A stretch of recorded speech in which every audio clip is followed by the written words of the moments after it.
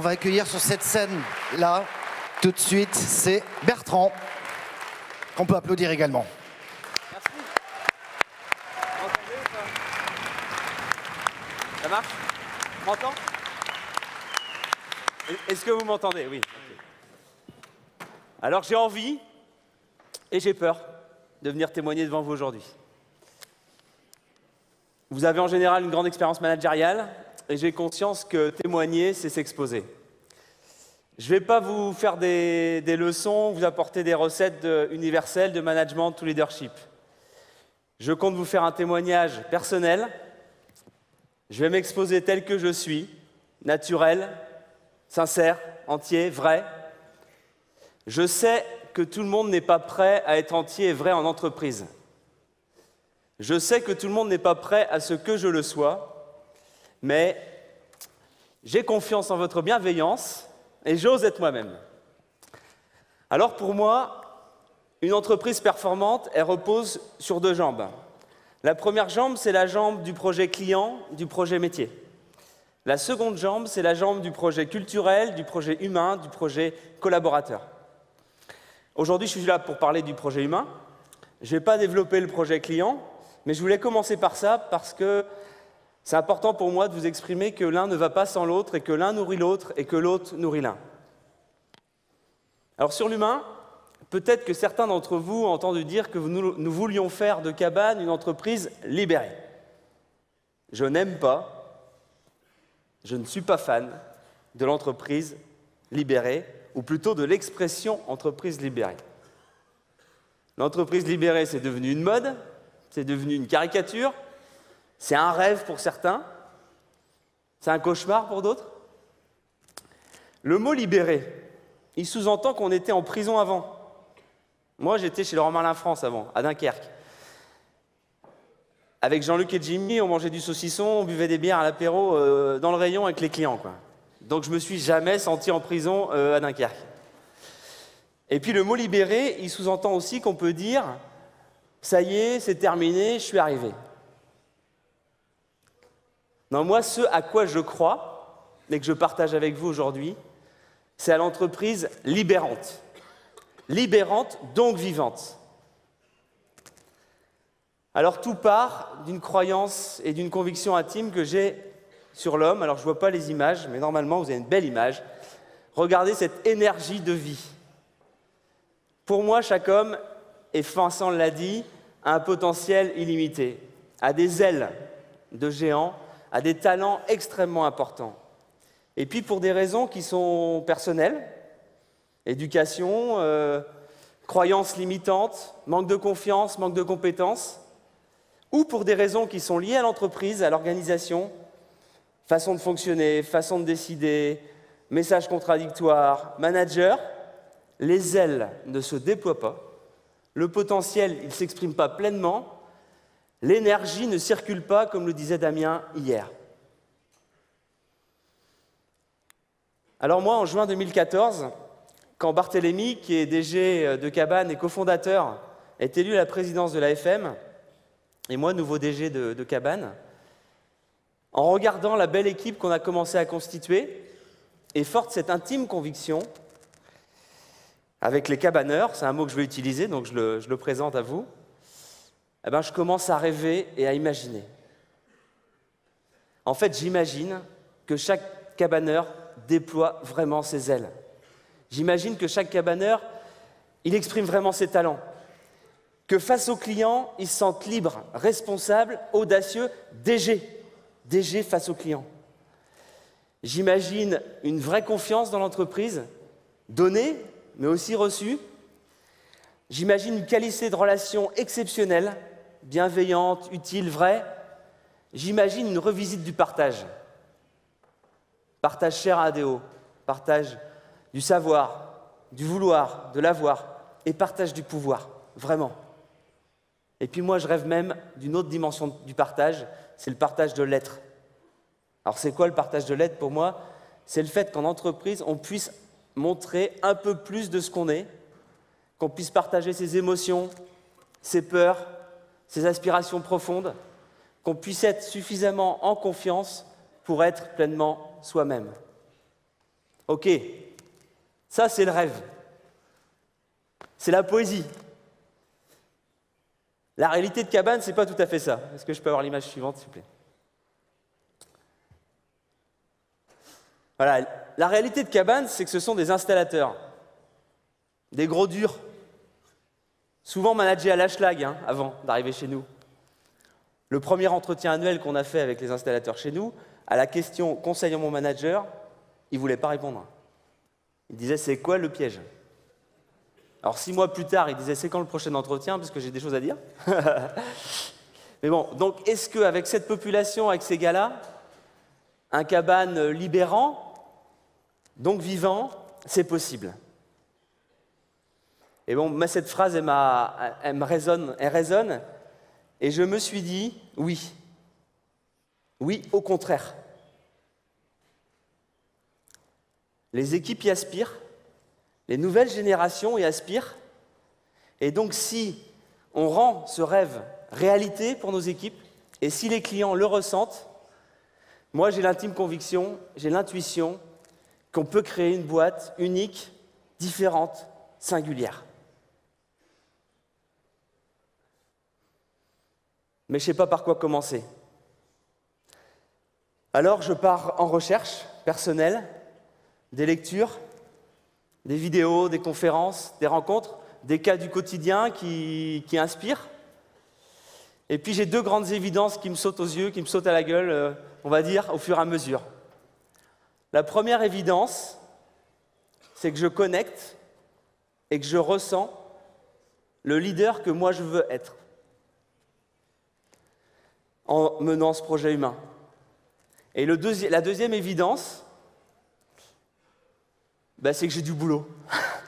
J'ai du boulot parce que j'y suis pas, j'ai beaucoup de choses à faire, et notamment je dois me libérer d'un excès de perfectionnisme.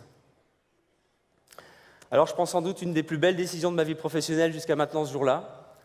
Je rejoins un club de dirigeants qui s'appelle EVH, Entreprise vivante par et pour des femmes et des hommes vivants.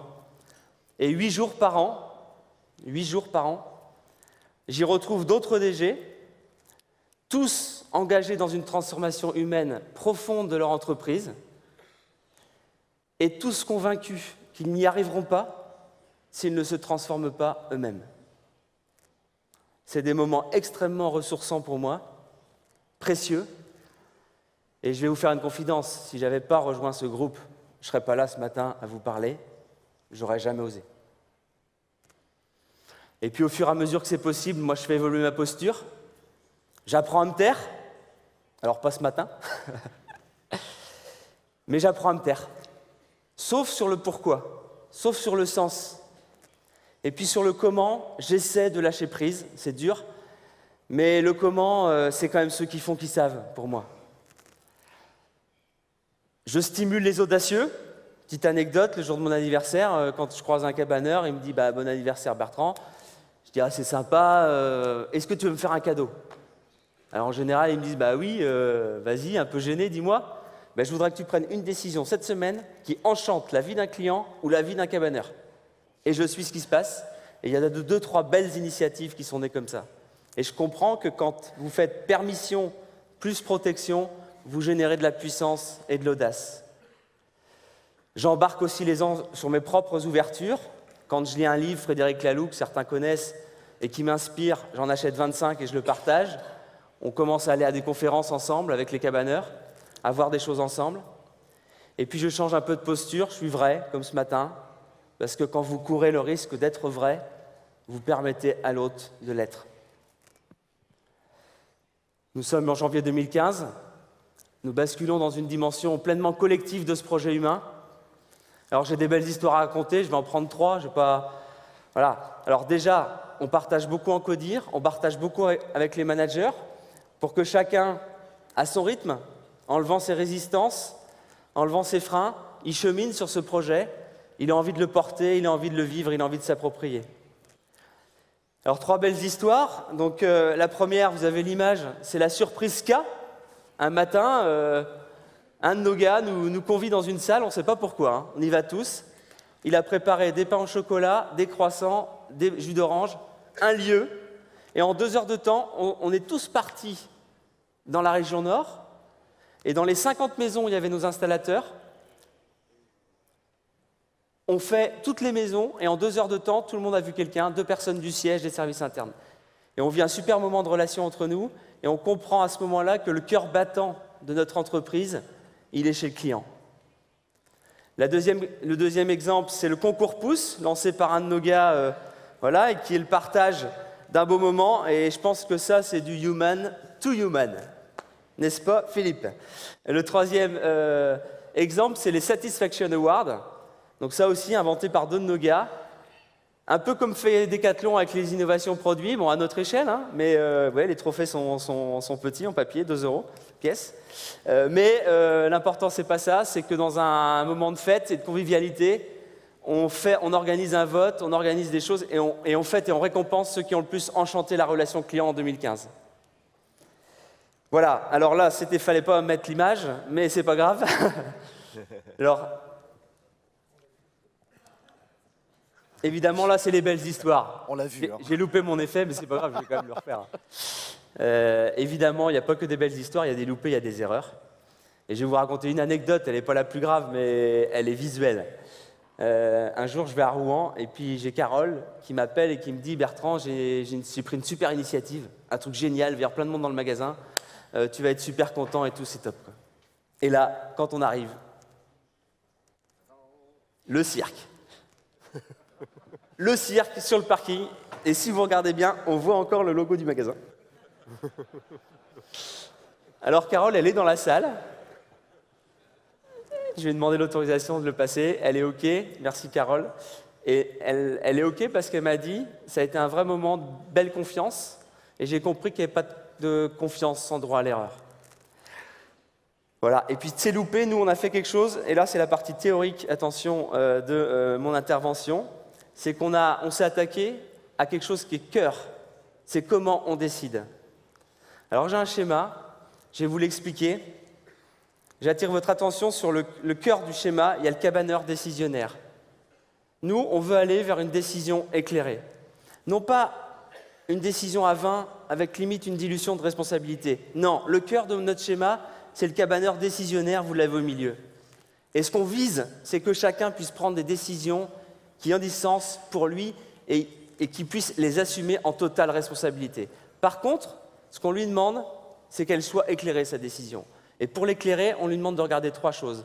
La première, c'est en bas, vous avez le projet client et le projet humain. Cette décision, elle renforce le projet humain et le projet client, ce qui nécessite de beaucoup le partager entre nous, de beaucoup se l'approprier. Le deuxième élément qu'il faut regarder, c'est les 2 petits bonhommes qui sont à côté, c'est les cabaneurs impactés. Rien de plus démotivant qu'une décision qui vous impacte que vous n'avez pas compris. Donc vous consultez obligatoirement les personnes impactées par votre décision. Et donc, pas de recrutement chez Cabane sans impliquer l'équipe. Ça, c'est pas possible. Sans impliquer la personne qui va travailler tous les jours après avec la personne qui va être recrutée. C'est un exemple. Et puis le troisième élément, c'est la personne en haut à gauche, c'est de consulter la personne qui éclaire le sujet, qui est experte, qui apporte une vraie valeur ajoutée à ta décision. Et ça, je vous garantis que ça change fondamentalement la posture des services internes. Voilà, c'est quelques exemples de notre chemin qu'on a fait chez Cabane. Je finis. Notre indice de satisfaction client, il a bondi de 25 points en 2015. Notre chiffre d'affaires, il a fait plus 40% pour la 2e année consécutive. Alors, OK, c'est plus facile pour nous que quand on fait 6 milliards d'euros. Mais on l'a fait quand même. Et voilà. Et on a eu le go pour ouvrir Cabane dans 2 nouvelles villes. Voilà, donc ce pari de l'entreprise humaine et de l'entreprise libérante, il est prometteur pour nous, on y croit, c'est notre conviction. Et puis à titre personnel, et je pense que vous l'avez compris, c'est ce qui m'anime au fond des tripes. C'est mon cap, celui que j'avais envie de partager avec vous ce matin. Merci. Et vous l'avez bien transmis, bravo. Bertrand, merci de venir me rejoindre. Bravo. On sent vraiment que ça vient du fond du cœur et encore bravo. Installez-vous. Installez-vous, installez-vous. Dernière intervention, je vais demander à Sandro de venir nous rejoindre. Il est là, il est là. Ouais.